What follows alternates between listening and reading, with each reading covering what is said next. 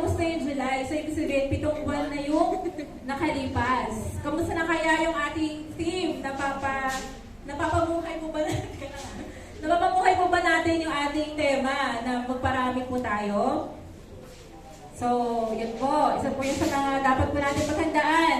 Marami po tayong goal ngayong 2023 na kailangan po nating patupad. So, isa na po yan ay tayo po yung mag-multiply. So, yun. So, andito po ba kayo last month ng Wild Sands? Amen! Amen. So, yun. May mga... So, yun. Bagong faces, pero matagal na pala lang dito. So, purihin ng Panginoon sa inyong buhay. O, kalahin na naka 1 month na tayo. Second Wild Sands na to ng 2023. And second Wild Sands after ng pandemic. Panakpakalaman po natin ang Panginoon. Amen. So, yun. Masaya po ba kayo? Amen! Masaya ba kayo? Amen! O, sumaya kayo ha? Para medyo maalanunan ako. Sumaya naman kayo. Ang tema natin last month ay The Love That Found Me. So, it was preached by Teacher Ira. Ate Ira, or Teacher Ira. So, ngayon naman po, pag-uusapan po natin kung ano yung plano ng Diyos sa buhay natin. Yung God's great plan na nakadesign, nakadesign para sa atin. So, ang title po ng ating mensahe ngayon ay God's Great Plan Destined for Us. Pero bago po tayo magsimula, nakalimutan ko, tayo mo magsitayo at tayo mo natalangin. Ayan. Okay, let's pray. Father God in heaven, we thank you for this day of God. Salamat po, Panginoon, sa isang matagumpay na Wild Sands na po yung Panginoon ibinigay niyo sa amin para sa mga kabataan ng simbahan. Hindi lang, Panginoon, sa mga kabataan, maging sa lahat ng miyembro ng simbahan namin, Panginoon. Lord, sa oras na ito, pangunahan niyo po ang puso ng bawat isa, na lahat po, Panginoon, ng aming marinig sa mensahe ay magamit po namin, Panginoon, sa aming buhay. Ito naman po aming tanging dalangin sa pangalan ng aming Panginoong Jesus. Amen. Amen. So, ano po yung title? God's Great Plan Destined for Us. And then, ang topic po natin ay the God of yesterday is the God of today and forever. Tandaan po natin na ang purpose ng plano ng Diyos para sa buhay natin ay para mailabas ang best version ng sarili natin. Sabi nga po sa Jeremiah 29 verse 11, sino po kaya hindi pa nakakaalam ng verse na to? For I know the plans I have for you, declares the Lord. Plans to prosper you and not to harm you. Plans to give you hope and a future. So siguro, ilan sa atin, kabisado na to. Tama ba? Kasi nung naging service tayo, every Sunday talaga, dinedeclare natin yan. So, napakasarap isipin na merong nagpaplano sa buhay mo.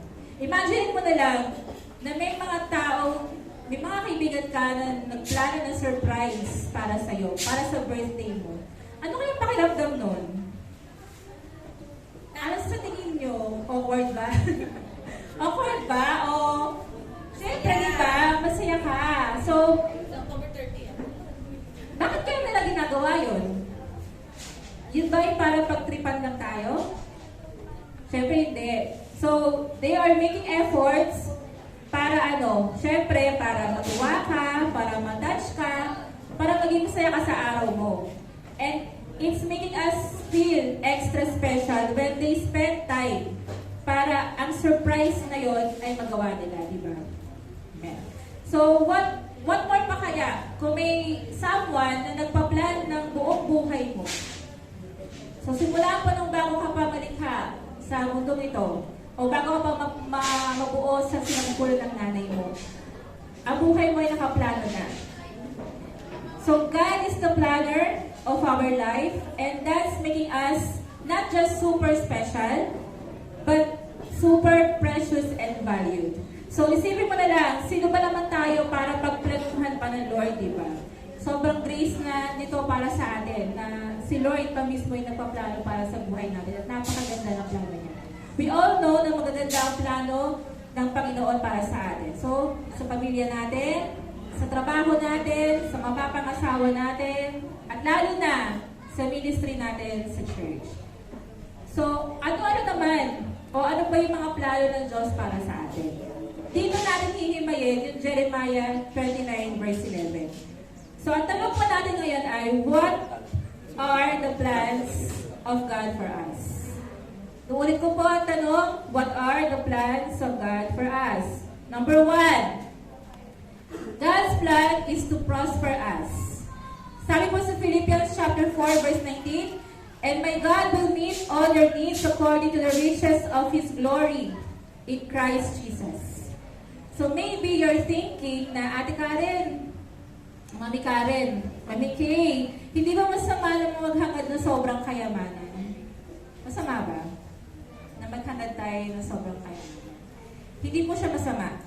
Masama lamang po ang magkaroon ng sobrang kayamanan kung ito ay nakuha sa masamang paraan at kung ito ay ginagamit din sa masamang paraan, sa maling paraan.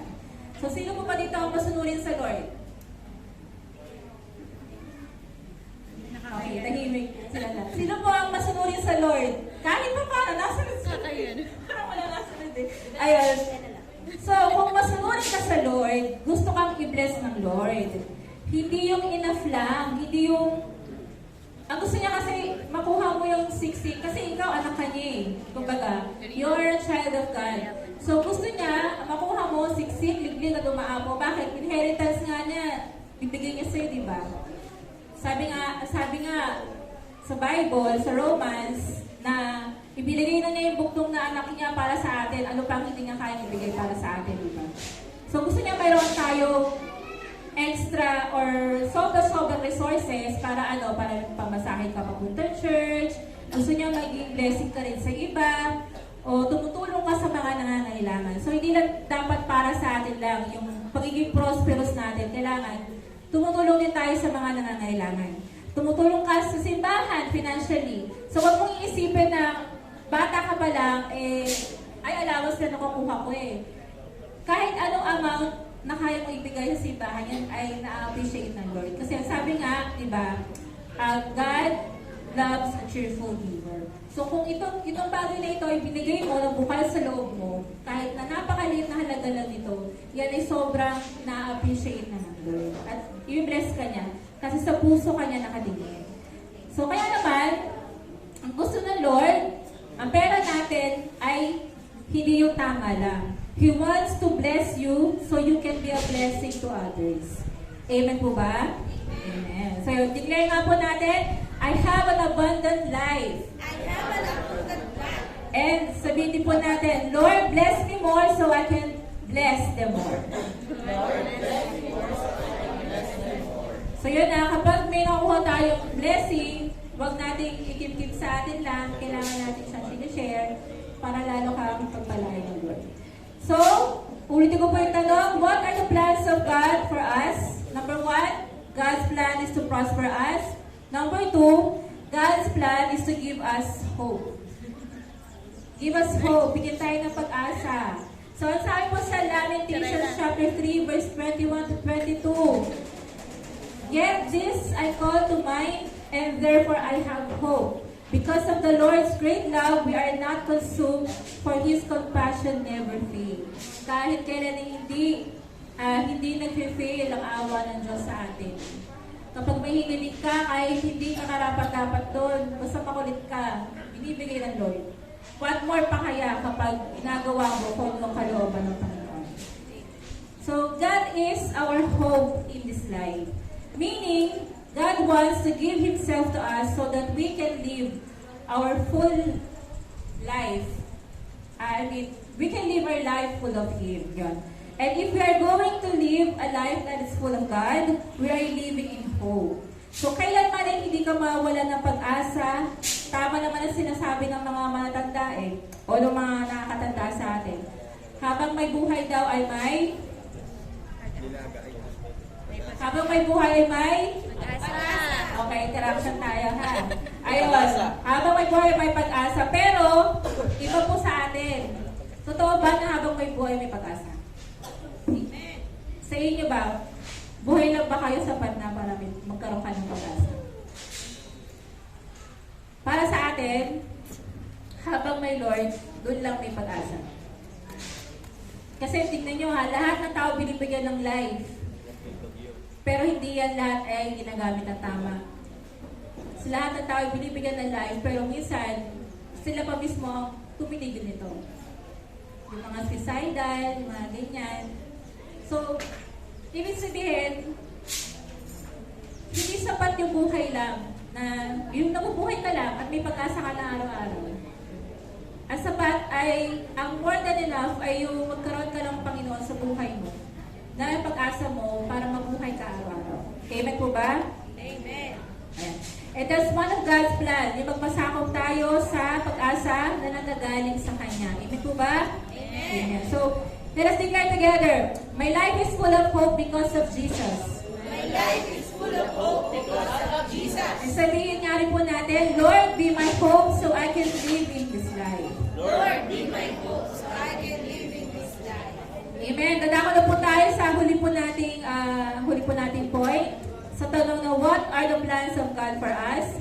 Number 1, nuulit ko po, God's plan is to prosper us. Number 2, God's plan is to give us hope. And number 3, God's plan is to give us a future. Ano bang klaseng future ito? Hindi lang to basta future na maisip natin. So, hindi lang po basta future lang, ha? Isaiah chapter 46 verse 10. I make known the end from the beginning, from ancient times, what is still to come. I say, my purpose will stand, and I will do all that I please. Ibig sabihin, na sinabi niya ng I will do all that I please. Kahit na anong plano mo sa buhay mo, kung ano ang gusto niya, yun lang ang mangyayari. Nakikinig po ba? Amen. Kahit na ano pang gusto mong gawin sa buhay mo, kung hindi yan ang gusto ng Lord, hindi yan ang mangyayari sa'yo. Maliban na lang kung magmatigas ka. So, yun. At mahirap po magmatigas sa Panginoon. So, ang future mo, ito na, pag-usapan sa future, yung kinabukasan mo, yung life na nag-iintay sa'yo. This is something that seems blurry to us, but is very definite to God. Bakit? Kasi, alam na ni Lord ang future mo. Nakaplano na yan lahat sa Kanya eh. So we may not see what's going to happen, but God has proven Himself to be worthy of your trust. Napatunayan ng Lord na karapat-dapat siya ng tiwala mo. So sa dami pa naman ng nagawa ng Lord sa buhay natin, umpisa yung salvation. Hindi naman tayo karapat-dapat niyan, pero nakatanggap tayo. Pero, yan ibinigay pa rin sa atin. Ang bugtong niyang anak na si Jesus ay binigay niya rin sa atin yung life niya. Ano pa hindi niya kayang ibigay? I mean, kung hindi pa sapat yun para magtiwala ka sa Lord, hindi ko na alam kung ano pa. Yun. So just trust God with your future. Tama ba? So magtiwala lang tayo sa Lord ha, sa future natin. Ano man yan. Let us declare together, I have the best planner of my life and it is God. I have the best planner of my life. And then sabihin din nga po natin lahat, Lord, I trust you with my future. Lord, I trust you